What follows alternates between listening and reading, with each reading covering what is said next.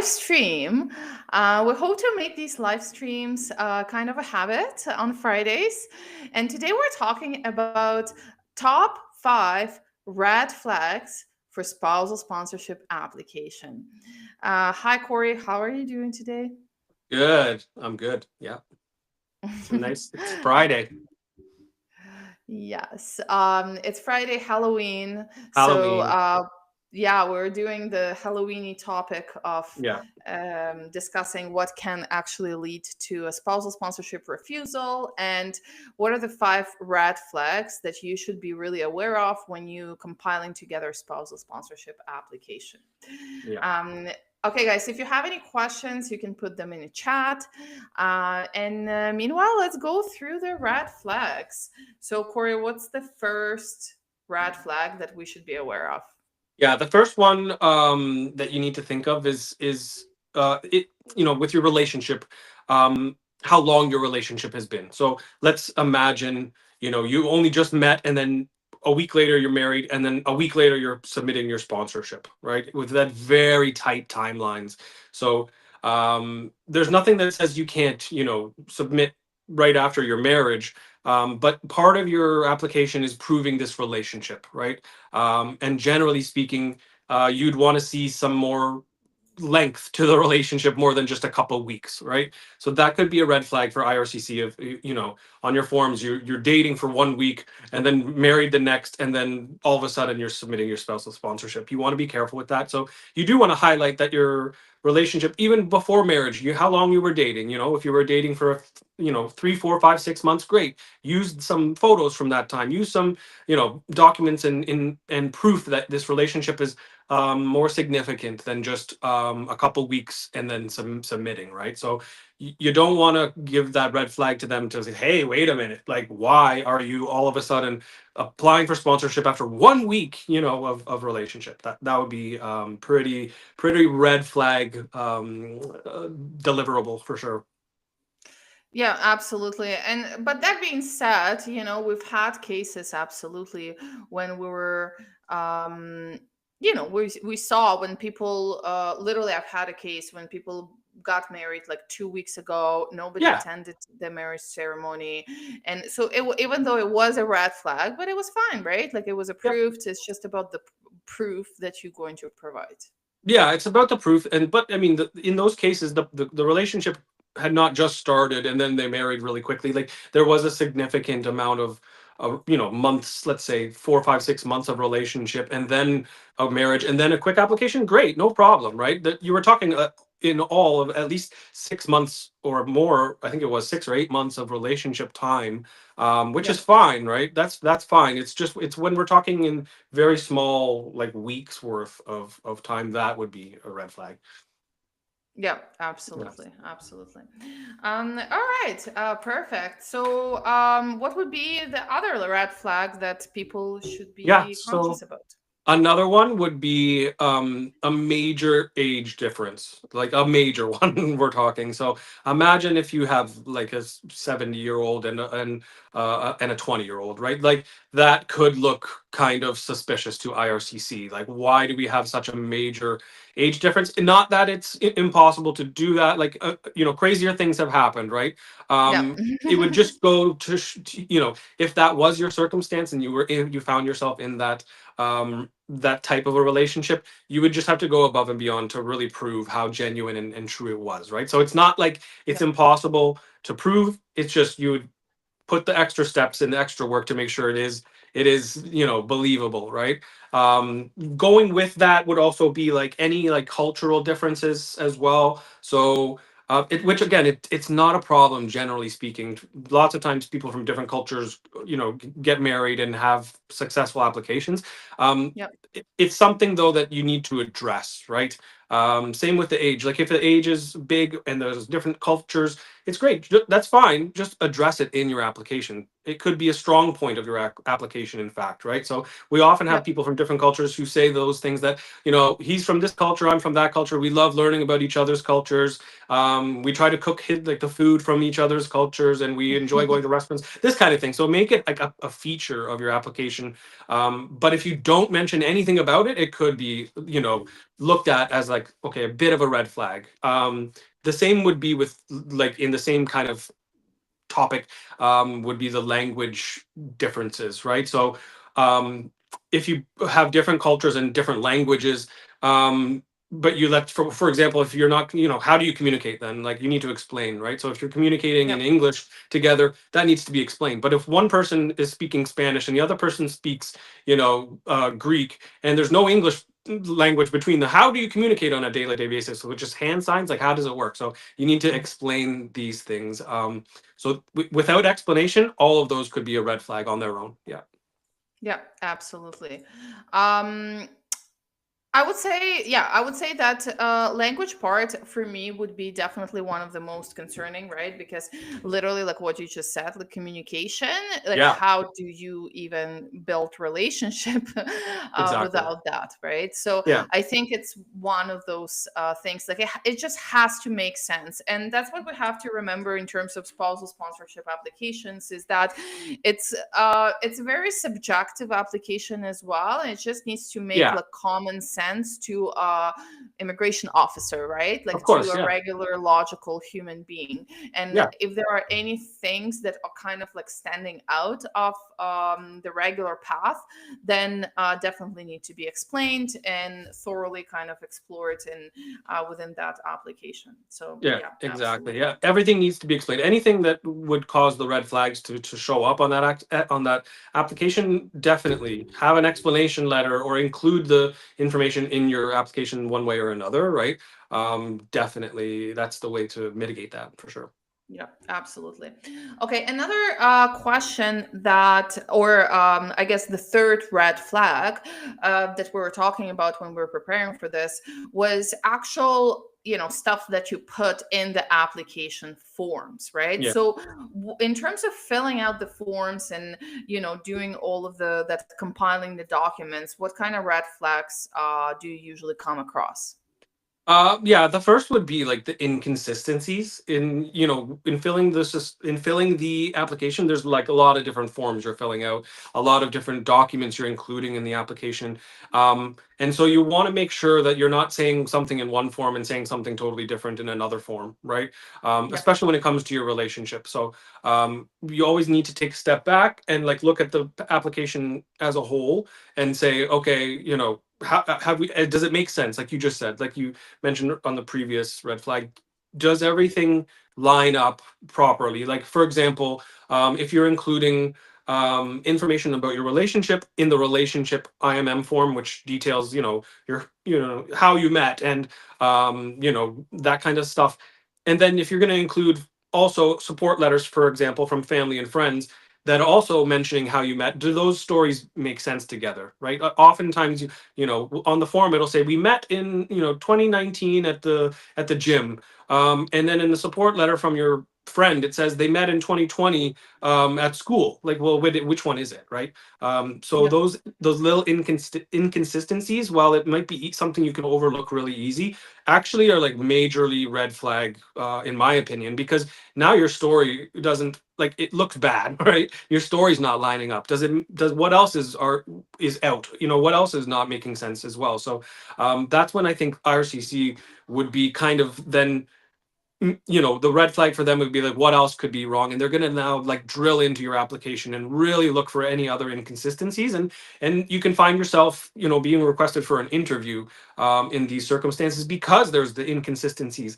And then guess what? At the interview, they're going to really grill you, like, well, which is it? Did you meet at the gym or did you meet in the school? And and you better have a solid answer at the interview as well. And you better have a good understanding of the whole application and the relationship, because at this point they're really into grilling you and finding any other little details. Like, they're going to ask those questions about your spouse and your partner, and like, where do they work, what do they do, how much do they make, what's their brother's name. You have to have all that information in your head at that point. So inconsistencies in the application or inconsistencies in the interview, huge problems. Yeah.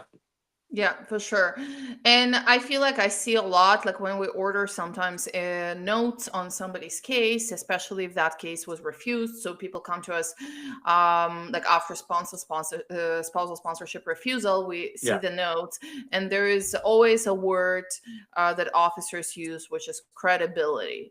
Hmm. So when they spot those inconsistencies, they're not saying that it's wrong or that you're lying or anything like that, but they say that, okay, we spotted this inconsistency, therefore that kind of points Affects us the into credibility. credibility Yeah. concerns. So then with credibility, they mark, so to speak, the person or the case with credibility concerns. So then everything that you provide becomes a question now, because they already Hmm. kind of think about this as a credibility concern, Yeah. right? Yeah. Exactly, and that's where they're going to drill right down into your application, into the little every detail to find it. Because once there's one, is there more, right? And that's basically how they'll sift through the applications to find, if there's one, maybe it's fine. But if there's three, four, five, six different Yeah. little differences that are they're finding, like now we're talking about the potential being requested in for interviews or refusals, etc. Like that kind of thing leads to that.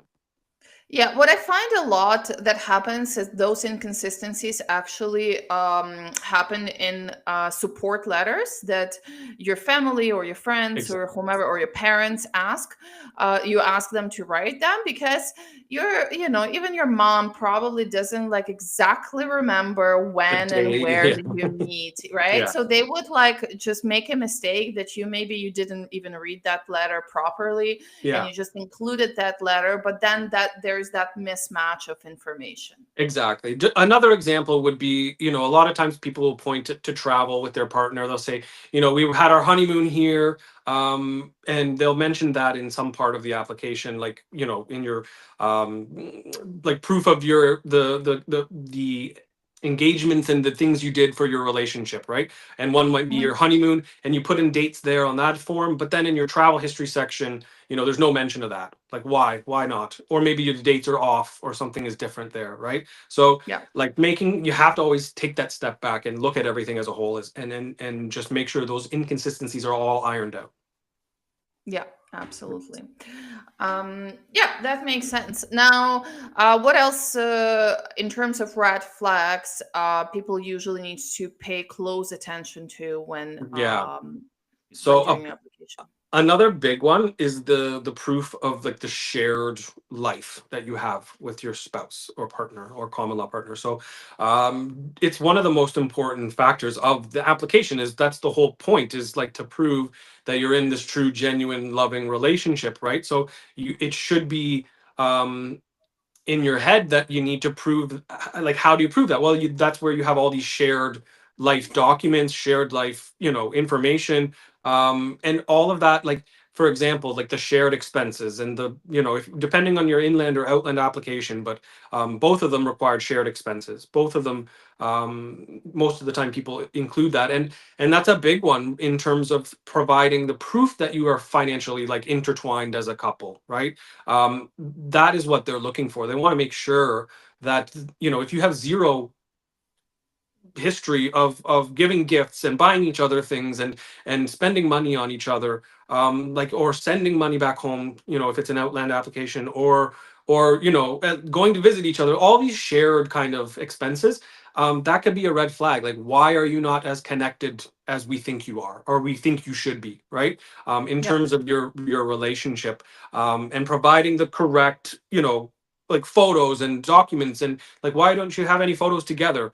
You're always apart, and that's weird, right? So like having all those shared documents, um that show that it, like, you are a true, genuine couple, right? That's the whole point of the application. So if none of your photos are in this, you're in together, and none of your shared documents point at shared expenses together, um like, you're having a really weak standing point for your application to start from, right? So I just like, with my clients, I always insist that the shared expenses file specifically is one of the most strongest, and I've had clients provide like up to like 300 to 400 pages of documents, to cover shared expenses, whether it's highlighted bank statements showing those, money sent back and forth to each other, and gifts, and if it's you're when you're together, showing that you're buying groceries and you're doing all these things together, right? Highlighting all those things, and with your trips back home, for example, to visit each other, all these things need to be included. And the more the better, right? Yeah, yeah, for sure. Yeah, that's definitely, I think shared expenses is the part where people go light on, and that's actually the Yeah. part where you should go the hardest on. Exactly. Yeah, and just most of my cases that we see better processing time for, I think they almost always have a huge amount of shared expenses. I think it really is a strong factor in that. And if you are really weak with the shared expenses and the shared, things, like you're only providing like one or two, here I sent her money once. That's it. That's what I'm providing. A longer processing time generally can be a result of that, as, the stronger the application, the quicker the processing time. Yeah, yeah, for sure. All right, and what is the last red flag that immigration officers really look at? Yeah, so the last I think would be, if you've had a great deal of previous like refusals. Um, so for example, if your spouse or partner is outside of Canada and has applied for, visitor visas 12 times, and study permits 4 times, and work permits, 15 times, and all have been refused, and then now all of a sudden a sponsorship is coming through, that could be a red flag, as in, like, wow, this person really wants to come to Canada and is going to do whatever it takes to get here, right? So if you had that many refusals, that would be absolutely a red flag. And I think there would be a huge amount of scrutiny on that application for spousal sponsorship, making sure someone's not doing, that just for the fact of getting to Canada, right? And having, Yeah, that person come in.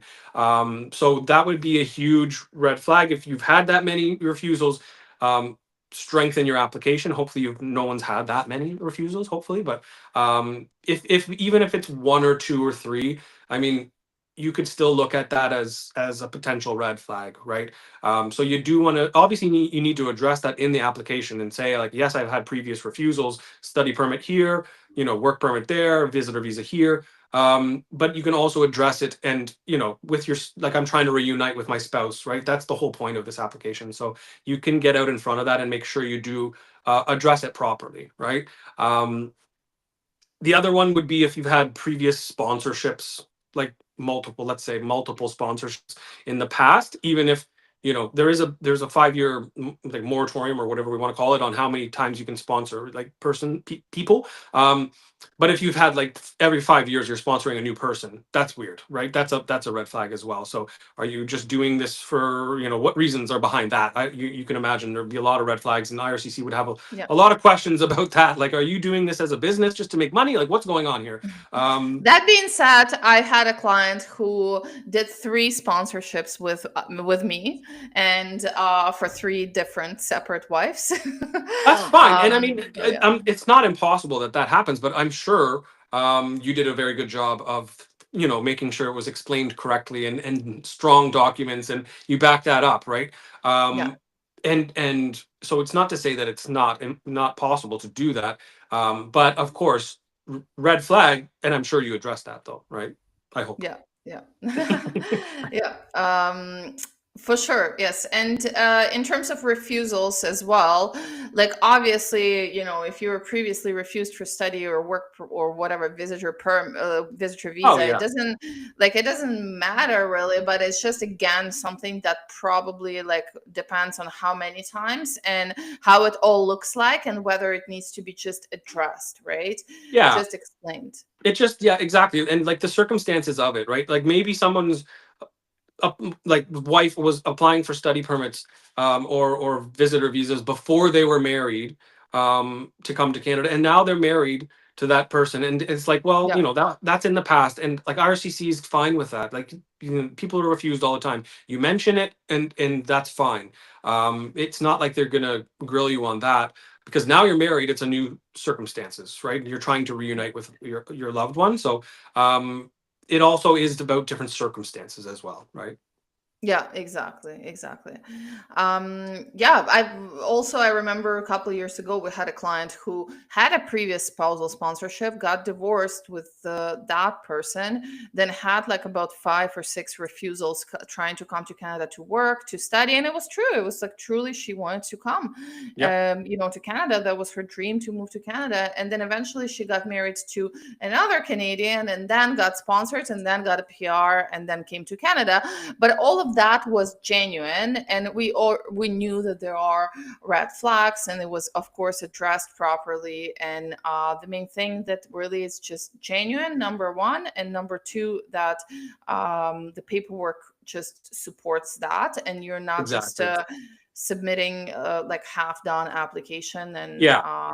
with weak That's a proof. that's a major thing. Like, whenever I talk to people, like on consultations, or out in the streets, wherever we're talking about this, I always say that, like, the number one thing is, like, to put forward the strongest application that you possibly can, no matter what. Even if you're looking at it like, well, I have no red flags, so I'm going to go do bare minimum work. No, like, don't do that. Always put forward, like, if you can.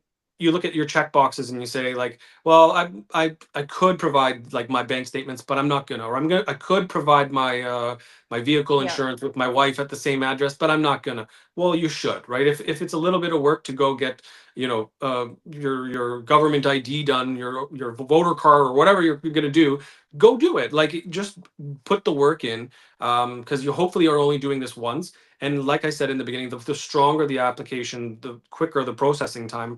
And we know right now the processing time is quite long. yeah, So that's another thing that, should motivate you to put that strong application forward. And then at the end of the day, before you hit that submit button, to take that step back, I always tell people, just take a day off your application, walk away, go to the park, whatever, and then come back the next day with a fresh, perspective, and look at the whole application, go through your documents and go through your checklists, and make sure, number one, that everything's there and everything is, like, making sense, cohesive, and any of these red flags are addressed in the application. yes, absolutely. And I think, yeah, I think it's important to address those red flags. But honestly, I understand why people submitting like half done applications, because it's a lot. It's a It is a lot of lot. like Yeah, I'm a very lazy person. I don't even know how I became immigration consultant, because all this paperwork is overwhelming. Like, did you I know. see the document checklist? Like, sometimes I feel so bad for our It's 10 clients pages. because It's it's a 10 pages. lot. Yeah, that document checklist for spousal sponsorship is 10 pages long, right? So, Yeah. yeah, of course, it's a lot of information and it's a lot of documents. Imagine, like, that at least now it's online. Imagine it used to be a paper-based application and you have a stack Yeah. of documents like this that you're mailing out. So, Yeah. thank God it's online now, but yeah, it is a significant amount of work, and it's not something you're going to get done on the weekend. You know what I mean? Like, No. you can't assume that, yeah, let's the weekend we're going to do it and submit. No, you're going to take, like, at least, like, some people, it's in the months and months that it takes to get this thing Yeah. done. So, yeah, take it, in small bites and pieces, and yeah, stay organized as well. Like, just, that's the big thing. Is It's not an easy thing to do. Yeah, for sure. All right, guys. Well, thank you so much for tuning in today. And hopefully, we'll see you next Friday during our next live. And have a happy Halloween and have a great weekend, everyone. And go Blue Jays. And go Blue Jays. Yeah.